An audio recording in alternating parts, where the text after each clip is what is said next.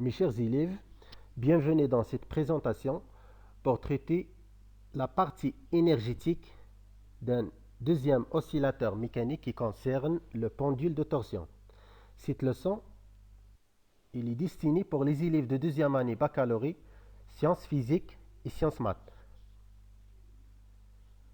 Comme vous voyez, le pendule de torsion il est constitué d'une tige ou bien d'une barre homogène qui est fixée dans les deux extrémités par les deux masses. Et ce pendule-là, initialement, il se trouve horizontalement, c'est-à-dire il se trouve dans la position d'équilibre. Après, on a écarté ce pendule par un angle θ, c'est-à-dire par une abscisse angulaire. Et après, on a libéré ce pendule sans vitesse initiale à l'instant t égale 0. Et on aura un mouvement d'aller-retour autour de la position d'équilibre. C'est-à-dire ce système qui est constitué d'une tige et des deux masses, il effectue des oscillations autour de la position d'équilibre. Voilà. Après qu'on a développé la partie dynamique de ce pendule, c'est-à-dire on a déjà développé ou bien établi l'équation différentielle vérifiée par ce variable-là qui est l'abscisse angulaire, ainsi que les expressions des différentes constantes dans l'équation horaire ou bien dans la solution de cette équation différentielle, on doit maintenant passer à une étude énergétique. Et on commence par l'énergie cinétique. Comme vous voyez là, dans ce système qui est un pendule de torsion qui est formé d'un fil métallique léger auquel est fixée une tige dense, soit G delta le moment d'inertie de la tige par rapport à l'axe de rotation matérialisé par le fil métallique. Et θ, c'est l'abscisse angulaire, et θ point, c'est la vitesse angulaire de la tige à l'instant t. On définit l'énergie cinétique du système qui est en rotation hauteur de delta à cet instant t par l'expression suivante. L'énergie cinétique est égale à 1 demi fois G delta fois θ point au carré. Avec G delta, c'est le moment d'inertie du système, et θ point, c'est la vitesse angulaire, c'est-à-dire la dérivée de l'abscisse angulaire par rapport au temps.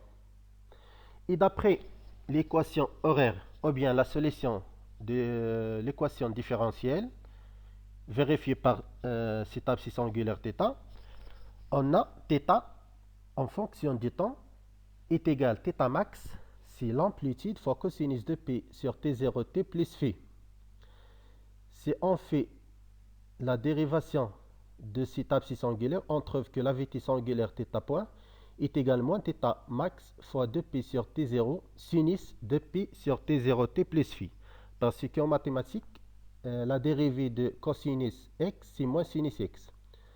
Avec oméga 0 est égal à 2P sur T0, qui est égal à la racine de la constante C sur G delta.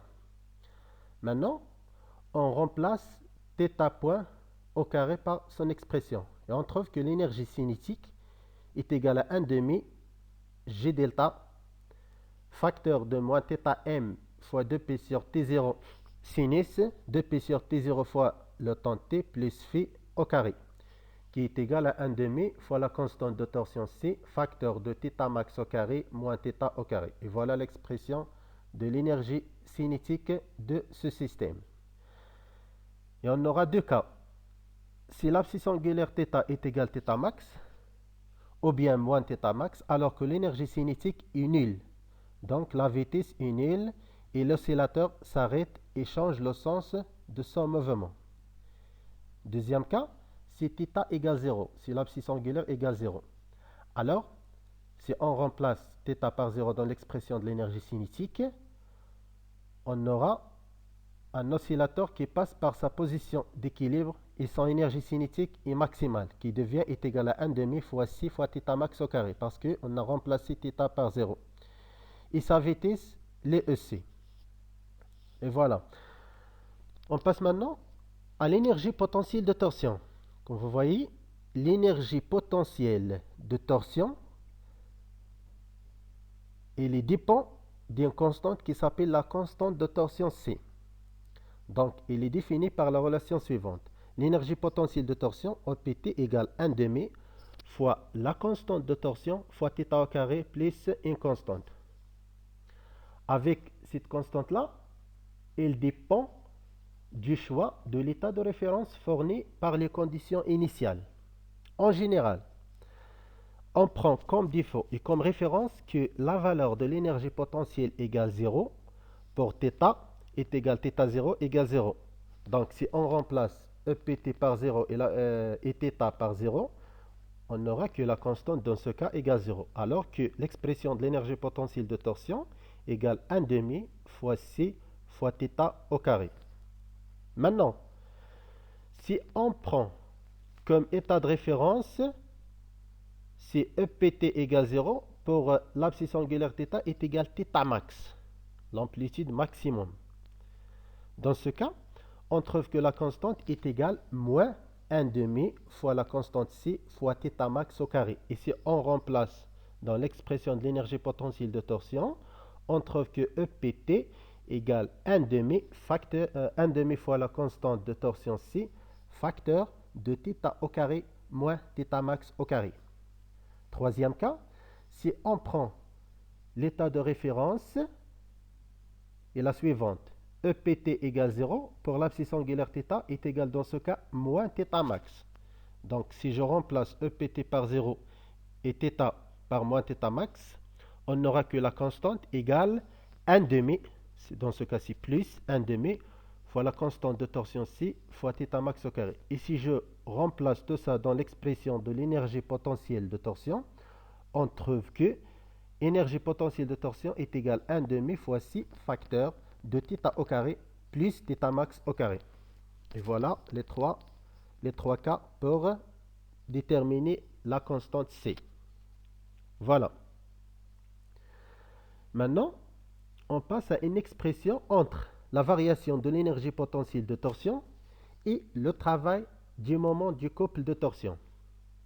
Comme vous voyez là, la variation de l'énergie potentielle de torsion delta EPT entre les deux positions 1 et 2, la position 1 d'abscisse angulaire θ1 et la position 2 d'abscisse angulaire θ2, est égale à 1 demi fois 6 facteur de l'abscisse angulaire θ2 au carré moins θ1 au carré. Alors que l'expression du travail du moment du couple de torsion est égale entre, bien sûr, quand le pendule elle passe de la position 1 à la position 2 est égal à 1 demi fois 6 facteur de θ1 au carré moins θ2 au carré. Alors qu'il y a une relation entre les deux expressions. Et on n'aura que delta EPT entre 1 et 2 est égal moins le travail du moment du couple de torsion, toujours quand le pendule se passe de 1 vers 2. Donc l'un égale moins l'autre. Voilà. Pour l'énergie mécanique, tout simplement, c'est la somme des deux types des énergies, c'est-à-dire l'énergie cinétique plus l'énergie potentielle de torsion. Et on remplace bien sûr par l'expression de chaque énergie. Et dans le cas où la constante pour l'énergie potentielle de torsion égale 0, on a alors que l'expression de l'énergie mécanique est égale à 1 demi fois G delta fois θ point au carré plus 1 demi fois C fois θ au carré. Cette expression de l'énergie mécanique, ou bien en général, l'énergie mécanique, elle se conserve, c'est-à-dire elle reste constante dans le cas d'absence de frottement. Et dans le cas de la présence de frottement, soit d'un liquide ou bien de l'air, l'énergie mécanique, elle diminue, elle devient, une partie de l'énergie mécanique, elle diminue et il devient sous forme de l'énergie thermique. Je commence par la partie E, l'absence de frottement. Et on doit démontrer sur la conservation de l'énergie mécanique. Voilà.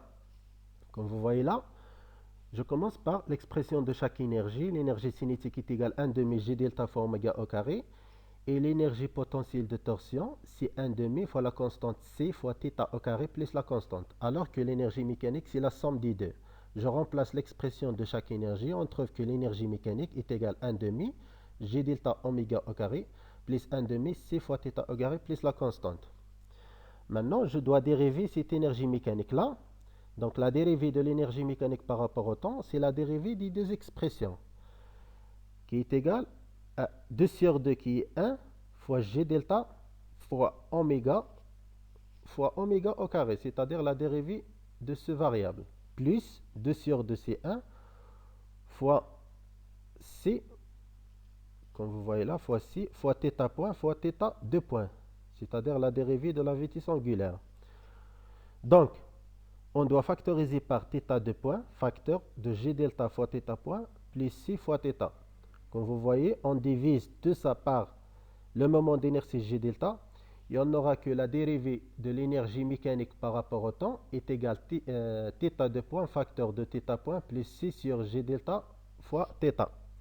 Comme vous voyez là, l'expression entre les deux parenthèses, elle nous rappelle de l'expression de l'équation différentielle qui est égale à 0. Alors que la dérivée de l'énergie mécanique par rapport au temps est égale à 0. Et par conclusion, l'énergie mécanique reste constante. C'est-à-dire que l'énergie mécanique se conserve en absence de frottement. Voilà. On passe maintenant à l'exploitation des différents diagrammes énergétiques. Et je commence par le diagramme qui représente la variation des énergies en fonction de l'abscisse angulaire θ en radians. Comme vous voyez, lorsque la tige passe par sa position d'équilibre, c'est-à-dire par la position où l'abscisse angulaire égale 0, alors que la vitesse angulaire θ point est égale plus ou moins θ max point, c'est-à-dire plus ou moins la vitesse angulaire maximum.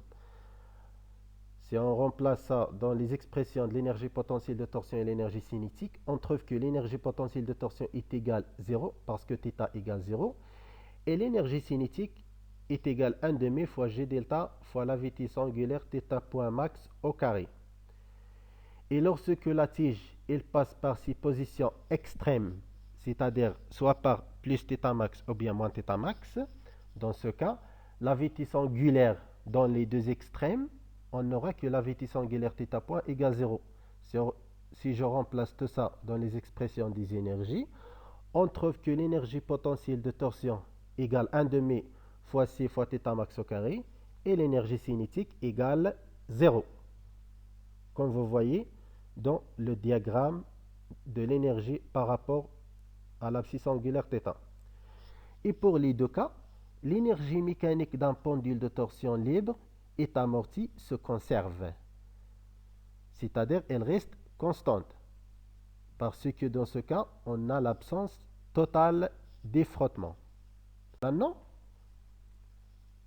je passe à un diagramme qui représente l'énergie ou bien les différents types énergétiques en fonction du temps. Dans ce cas-là, en fonction du temps. Donc, on a les trois types des énergies. La courbe en rouge, en pointillé qui est en couleur rouge, elle représente l'énergie cinétique. Parce que l'expression de l'énergie cinétique, c'est 1 demi fois G delta fois la vitesse angulaire θ point au carré. À l'instant t égale 0, on a libéré le pendule sans vitesse initiale, alors que θ point, la vitesse angulaire égale 0, alors que l'expression de l'énergie cinétique à l'instant t égale 0 égale 0. Donc, c'est la courbe en pointillé rouge. Et à l'instant t égale 0, on a libéré ce pendule à partir d'une abscisse angulaire θ max au carré. Et on sait que l'énergie de l'expression de l'énergie potentielle de torsion égale 1 demi fois la constante C fois l'abscisse angulaire θ au carré. À l'instant t égale 0, l'abscisse c'est θ max, alors que EPT à l'instant t égale 0, c'est 1 demi fois C fois θ max au carré. Donc, elle commence par le maximum. Ici, la courbe en bleu. Et pour l'énergie mécanique, elle reste constante. C'est la courbe en pointillé qui est en couleur vert, qu'elle reste constante au cours du temps. Voilà. Et dans le cas de la présence des frottements, c'est-à-dire avec frottement, on n'aura qu'une partie de l'énergie mécanique, il diminue et qu'il se transforme en énergie thermique. Donc l'énergie mécanique, c'est la courbe en violet, qu'il diminue dans le cas de présence des frottements. En rouge, toujours, c'est l'énergie cinétique et en bleu, c'est l'énergie potentielle de torsion. Voilà, merci de votre attention. Bien sûr, n'hésitez pas si vous avez des questions.